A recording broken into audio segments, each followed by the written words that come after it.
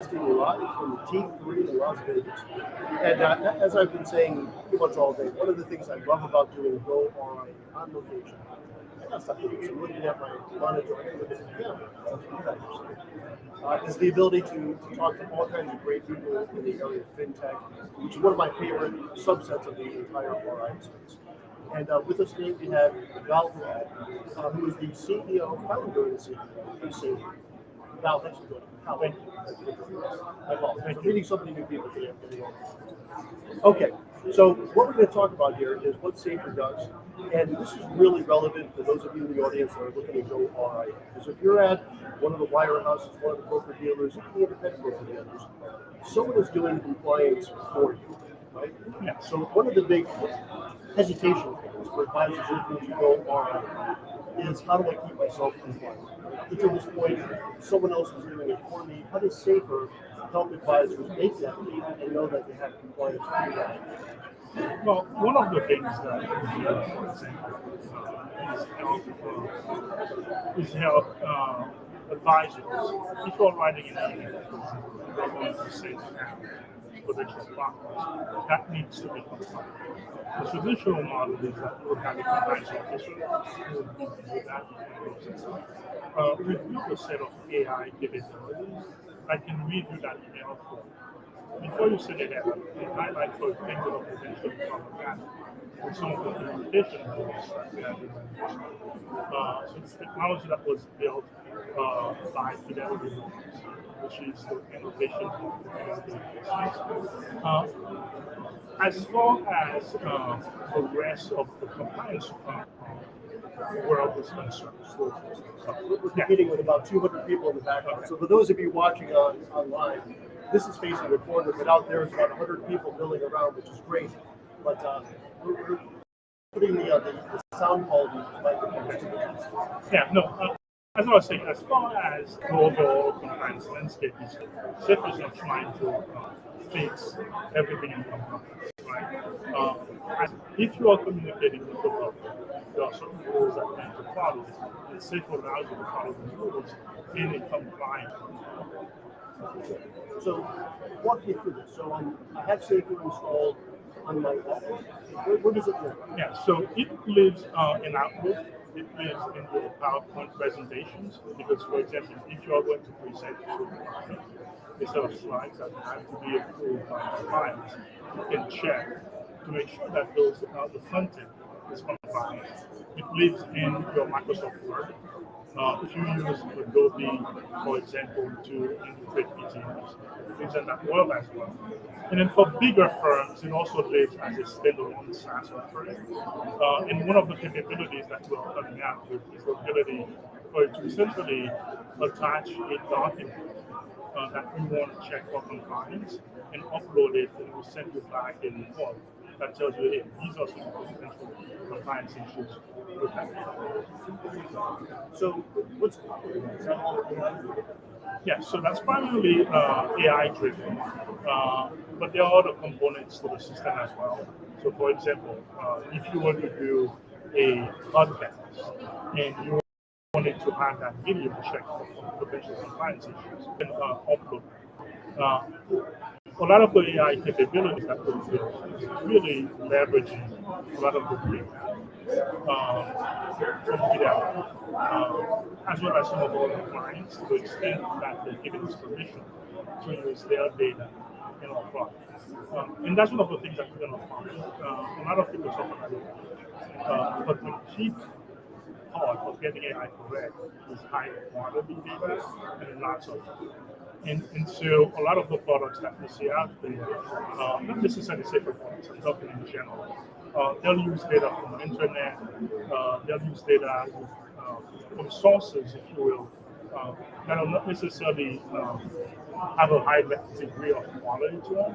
And that's what differentiates us. It's the quality of the data, it's the care that we take to ensure that all of the data pieces that go into the product have been fully vetted by humans.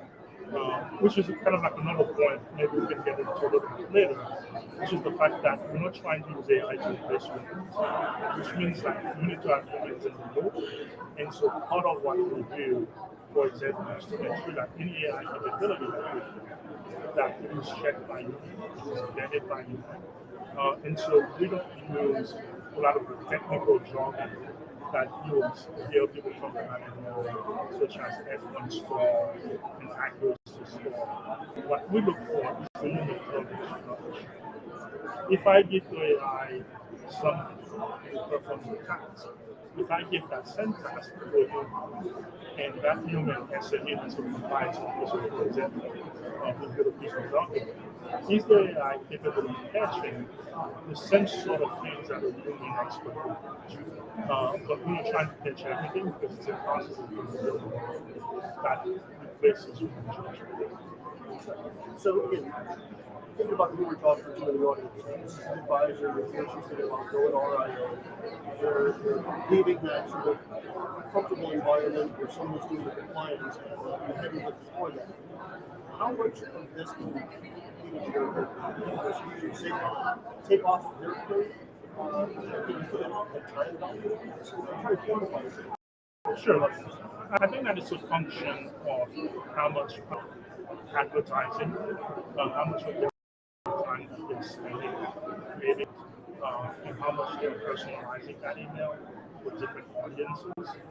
Because if you are a small business owner, you're just starting out, a lot of what you need to do is find clients.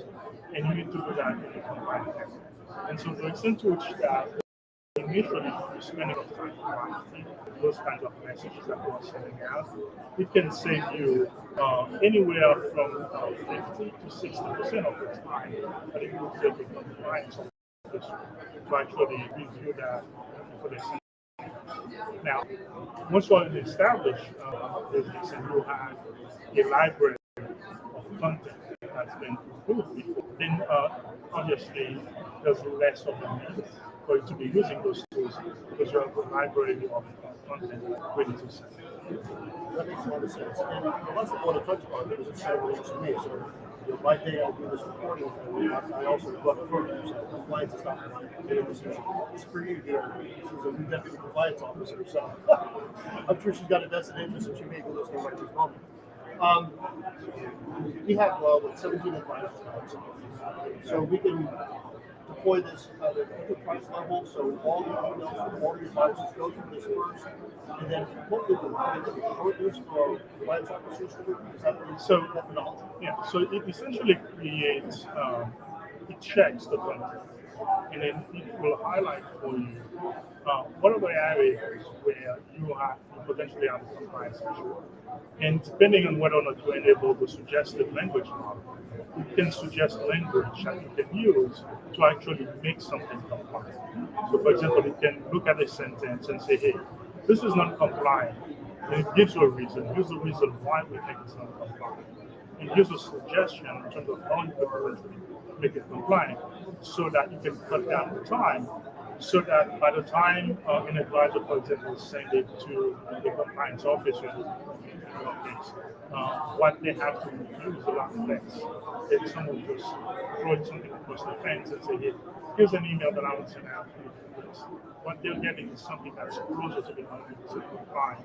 So therefore, they're spending less time and we're taking friction out of the process. And the next question I have is regards to, has this been battled? If you have to know this, the many firms that have gone through this and audit utilizing safer and other Yeah, so typically we don't speak about specific clients, but to give you kind of like a sense, there are tens of millions of data points coming from compliance officers that have gone into the training, and we deployed the models in January of 2022.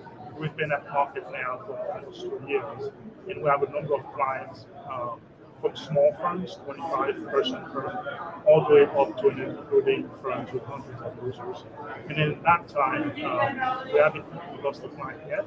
And so, and I'm sure that over that 2-year period, some of them more likely than not went through some sort of an audit. Okay, that's a legitimate answer. So if they've been applying and you have all those clients before the year, someone's got it. fire Sounds good. All right, well, Val, thanks a lot for joining us, Safer. I appreciate you coming down. Thank you. And stay tuned. We have 3 more folks coming down the pipe tonight. It's 3 hours behind here in Vegas if you're on East Coast time, so this will be streaming well into about 8 o'clock tonight. And we look forward to bringing us more content here on goRIA. Thanks for joining us. We'll be back in about another hour.